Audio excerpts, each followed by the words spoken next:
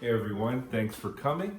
I'm Brad Ricca, and today I'm going to talk about my book, Olive the Lionheart, Lost Love, Imperial Spies, and One Woman's Journey into the Heart of Africa. And yes, I had to read my own subtitle because it's really long, and sometimes I forget it, and that looks pretty dumb. So I know this isn't normal circumstances. I'd be coming to the library, a place I really love, and I've been there quite a lot. But we'll do the best we can. And I hope everyone's okay through all this, and if not, that you're getting there step by step. And I mention that because that's kind of what this book is all about. I mean, it's about a woman's trek to Africa in 1911. They have, crows for ambiance here. It's better than a screaming kid. We'll let them get it out of the system. It's really a book about not being okay, which I think is something we've all been through all of this. You talk to someone or you message them, "How you doing? I'm okay." But they're not, and you're not. So that's one of the reasons I'm very glad we were able to get Olive out in the world, at least during all this. So today I'm going to talk about how I found her story and some of the story behind that. Then I'm going to read a little bit, and that'll be that. So I really hate as a reader, in movies or whatever, hearing spoilers. So I won't be giving spoilers as to some of the things that happen in this book, because there are some really dramatic twists and turns, and that I'm not trying to, make a sale here, but there really are. So I don't want to, give things away. So if you're worried about that, no need to worry. Things will be on the up and up here today. So the general story is that Olive MacLeod, who is 30 years old, ends up taking an expedition to Africa in 1911. And why? I mean, that's a story, is remarkable in and of itself, but also that it is 1911. She is a woman. She has no experience of any kind in going to Africa or being an explorer, and she pretty much goes alone. There are two people who accompany her, two official escorts, a couple, a man and a woman. But to start out, I didn't want to do like slides, like, Brad shares his screen, because I think we've all had enough of that. I know, those of you that are still working from home. So we're going to do this old school. And I, really want to show off my map. So this is an original map of the expedition. It's over 100 years old, showing their route. And I'm not going to show it to you all the way because it kind of gives some things away if you, choose to read the book. But they go through Central Africa and what is now kind of Nigeria, and in the book they're even pushing towards the Sudan. So it's really a really long 9 month journey that Olive undertakes. Hopefully that's not a spoiler. It's not. But there's also, not only is the Africa she goes through very different from the one that we know, but it's going through a different kind of unrest. This is the height of the colonial period, and Africa is being, carved up like some exotic cake by the colonial powers to keep to themselves and hoard, and really very disturbing. So that's part of the reason I wanted to tell this story, to get into what was going on at that time. So how did I find out about Olive MacLeod? And I want to have another show and tell here and show you her picture. And this is Olive. We are really doing it old school today, which is great. And she had really long, really red hair. She was Scottish, lived with her family in London.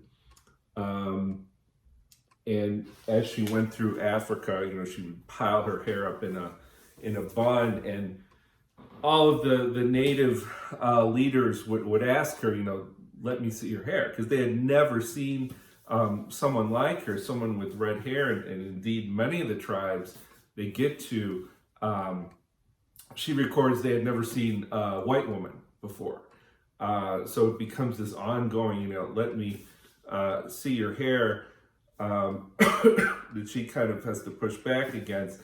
But she does do it a few times in the story to really remarkable results.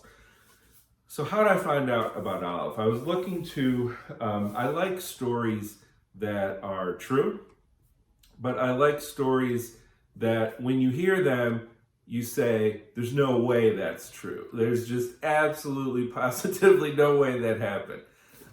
Those are the stories I like the best, because 9 times out of 10, those stories involve just normal, ordinary people who are involved in this extraordinary story that really stretches the bounds of imagination. And those are the stories I love to read, and they're the stories I love to research and write about. So for Olive, I knew I was interested in a few different things. I was interested in colonial Africa. I was interested in some other things having to do with Africa, and I was just kind of looking blindly through newspapers, and that's one place I like to start. And I found this story of an explorer of Olive, and it said this big story with this lavish illustration of this woman trekking through this jungle, and she's holding her arm out. And it told the story of Olive MacLeod, who went to Africa to search for her beloved, a guy named Boyd Alexander, who was a naturalist. He was a soldier, and then he was a kind of renowned naturalist. His thing was birds. He was really into birds, and had been to Africa many times. And he had gone to Africa and gone lost, and she went to find him. And what a story, right?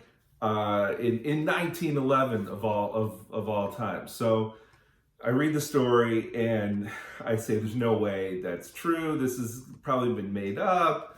A lot of the yellow journalism of the time, kind of stretches the truth a little bit. So I looked the next day in this newspaper to see what happened. Nothing. And then kept looking, days, weeks, months down the line, nothing. And that's when I kind of knew I had a story, because people had reported on her going, but at the time I couldn't find anything of her coming back.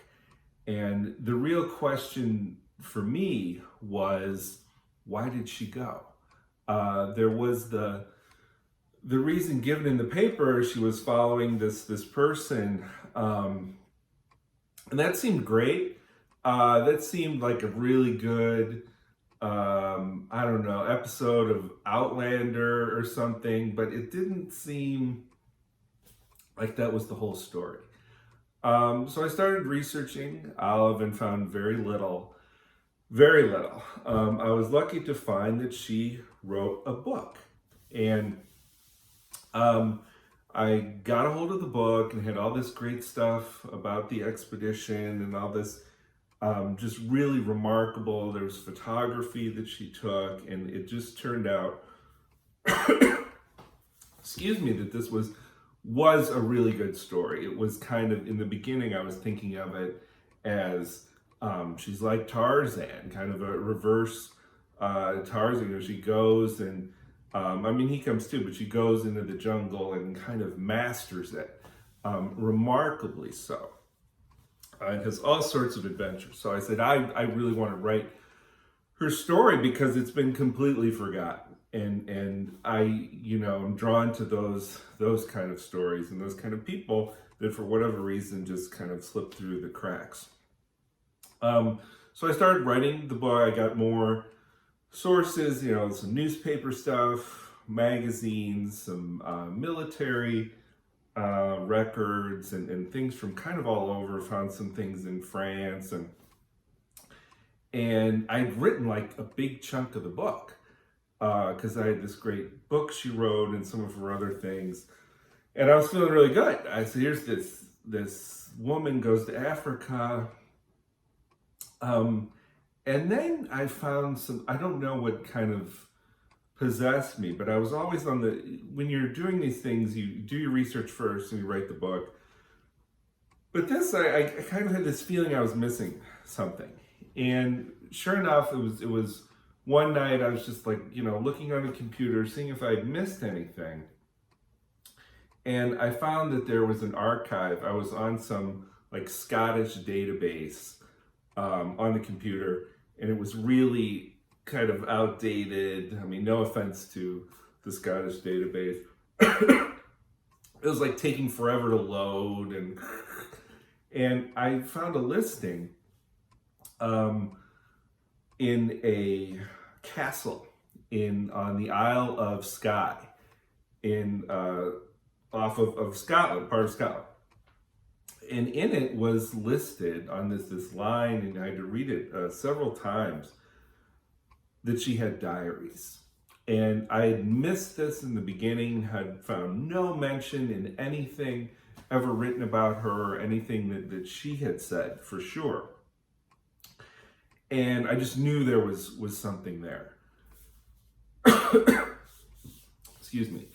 So I had this vision, right, of me going off to Scotland and on some creaky boat, making my way to the island, and there's the castle, and lightning comes across, and there's an old library, and there her stuff. And I actually started to make arrangements to go, but at the, last minute, my wife and I found out we were pregnant with our second kid. So there would be no trips to Scotland in the immediate future. But this is the future, kind of. So I wrote to the castle, and I got a hold of this great guy who was the caretaker of an archivist of kind of everything. Wrote him a couple times, and finally was able to connect with him, and he said, "Sure, let me look and see what I can find." And I said, "Hey, I'm looking for these diaries, and I'm writing this book. I want to use them in the book." And he said, "Okay, let me see what I can find." And over this long period, it became this really strange but amazing relationship where I would be up in the wee hours of the morning with the baby, and that's like when our time frames would coincide, and he would be up kind of over there on the island scanning things and taking pictures for me.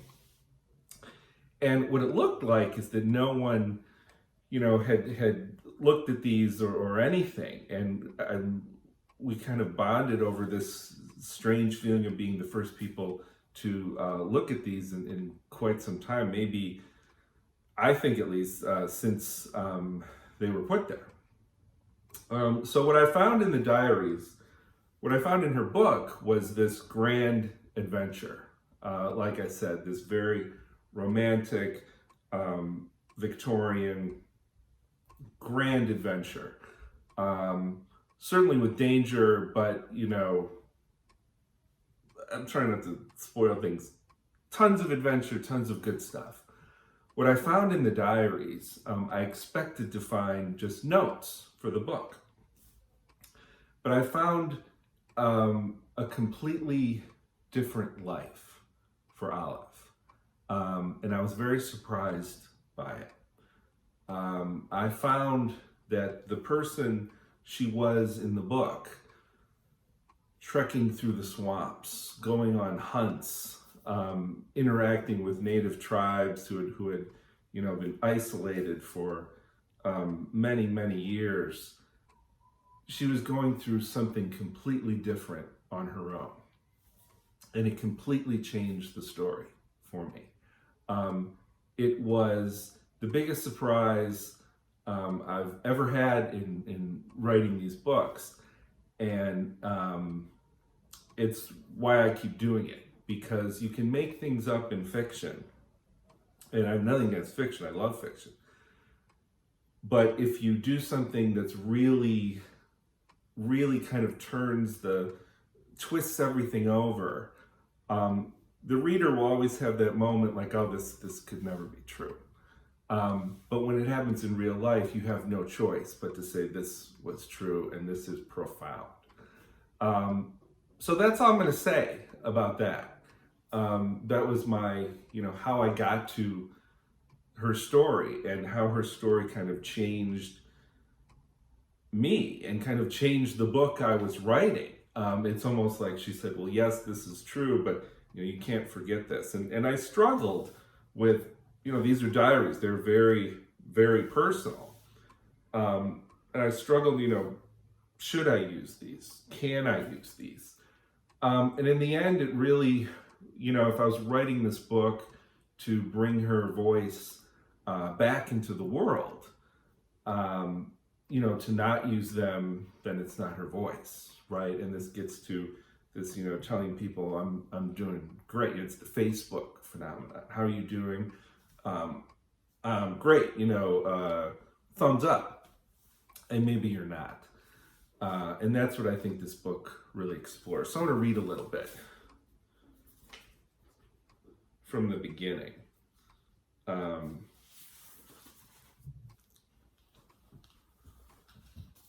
And this is when Olive meets Boyd. So I thought that'd be a good place to start. The meadows were flush with oxeye daisies when Olive and a friend drove south to Cranbrook in a late summer day in 1908. They were traveling to Swift's place, a country estate where Jane Austen had once lived, located near the quaint town of Cranbrook in Kent. As they drove, Olive took a deep breath, inhaling the smell of hay in the motor. The man they were going to meet was some sort of taxidermist who had built his own museum. The fact that he stuffed birds was hilarious to Olive. He was probably yet another rifle brigadier. No wonder her friend wanted company. She would need the protection. At least the ride had been worth it. When they chugged toward the main drive, Olive's eyes widened at the sight of Swift's place, a towering manor with 3 brick chimneys. Surrounded by green grass bursting with richly colored flowers, the house was grand and palatial. Olive guessed it must have at least 20 rooms. The explorer who was born there was now living in Wilsley House, located on the back of the estate. As they passed Swift's place onto a bumpier road, Olive saw another car quickly turn from the other side of the home and speed off in the other direction. The man who was driving was laughing. They made their way for a bit until they saw the back of another house. As they pulled up to a charming brick and tile building with steep gables, Olive saw that their host was waiting for them. He was trim and wore a light suit with a dark tie. His chestnut brown hair was parted on his left and close-shaven on the sides. His mustache was long, tapered at the ends, and full above his upper lip. As he welcomed them, his smile lay in his cheeks and on the outside corners of his dark eyes. Olive shook hands with him. He looked and felt military. "Lieutenant Boyd Alexander," the man said. "Olive MacLeod," she replied. They sat down inside to a white tablecloth set with bone china. Olive was only half there, tired from the previous night's festivities and the long drive. They were joined by a few other family and friends. The interior of the room was lined with oak panels. Olive saw various types of scientific equipment. She also spied books, mostly about Africa, but also works of Oscar Wilde, H. Rider Haggard's, Allan Quatermain, and a slim volume of Leaves of Grass. In one room, the walls were covered with dark murals. Along the bottom were painted a series of lean white dogs that were hunting a terrified hare, who occupied the furthest left panel, never to escape. The upper panels were something else entirely. Olive saw that they depicted in older, even darker colors, scenes from the Bible. She saw Sodom burning in fire. Someone must have seen the surprise on her face because they told her that the room had previously been a chapel. As they lunched on soup and roast chicken, someone remarked that Mr. Alexander had recently returned from Africa. In fact, he had just been awarded the Founders Medal by the Royal Geographical Society. Olive perked up at this impressive news. She knew little of Africa, other than it was beastly hot. After some coaxing, Mr. Alexander told the table that his latest expedition had begun in Nigeria before going on to map the mysterious Lake Chad. The journey itself had taken 3 years. He said he eventually made his way to the Nile, an astonishing feat. Olive studied Mr. Alexander's face as he pushed his spoon through his soup. As he spoke in a thin voice, he seemed 1,000 miles away. Olive didn't know how it came up, but Mr. Alexander, or someone else, she couldn't remember, brought up that 2 of the expedition's number had unfortunately died on the journey, a hunter named Gosling and a man named Cloud. Olive found this to be terribly sad. "Cloud was my brother," said Mr. Alexander. "There was another man named Talbot, but he departed the expedition before its close. Mr. Alexander had a trusty servant named Jose Lopez who had remained, but he also left before the final journey. When Mr. Alexander reached the Nile, in rags and parched for water, he was the final member left of the original party." Now Olive regarded this Mr. Alexander with something close to pity. Lunch was finished on milder topics. As the others dispersed, Mr. Alexander beckoned his 2 guests. It was time to see his museum. As they left the dining room, Olive imagined a great 2-story gallery filled with stuffed leopards, apes, and perhaps even a lion skin. Majestic birds of near prehistoric size would be suspended from wires above the rich wooden display cases. She shivered, wondering if Mr. Alexander's great collection might include some shrunken heads. Olive was surprised when they walked outside the grand house and backed into the sun. Olive blinked and looked about. She spotted a carriage house down the lane, but when they walked right by and into a smaller yard, she grew even more confused. "Here it is," said Mr. Alexander. They were standing in front of an outhouse. The small structure was built of horizontal slats of wood. The roof was slanted and there was a rectangular door on hinges. Olive could not believe it. She was already rehearsing what she would tell Violet. "There is only room for 2, he said. When he opened the door and beckoned Olive inside, she caught her breath, but only because she could not believe what she saw. Inside this miniature wooden outhouse, covering every interior inch, was a sprawling jungle. Olive's gaze got lost in the series of branches and leaves, twisting and flowering from the ground up to the gables of the roof. But the real wonder of the scene was that covering the branches were countless birds of the most colorful shades and shapes. Olive soon realized the precariousness of their position. She instinctively went to shut the door so that none of the birds would escape the little sanctuary. But then she realized that wouldn't be necessary. All the birds were cold and stuffed, frozen and still in their dead Eden. There were tiny birds with yellow beaks, larger ones with orange tufts on their heads, and red birds with feet of the brightest white. This secret, surprising jungle was one of the strangest and most spectacular tableaus Olive had ever seen. Boyd Alexander seemed to come alive in this tiny, sacred place. He rattled off the names of the birds with great skill, especially when it was in another language.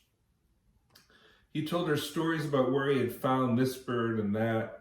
They all had stories, though their names were being said so fast that Olive could hardly remember them.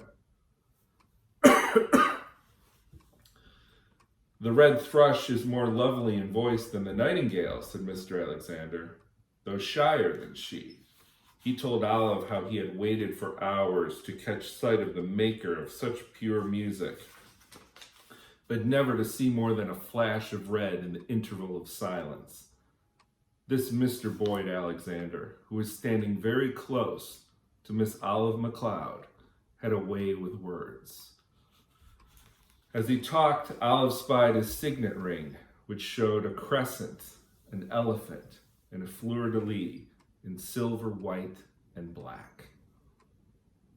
After Olive left the little museum, it was time to make their goodbyes.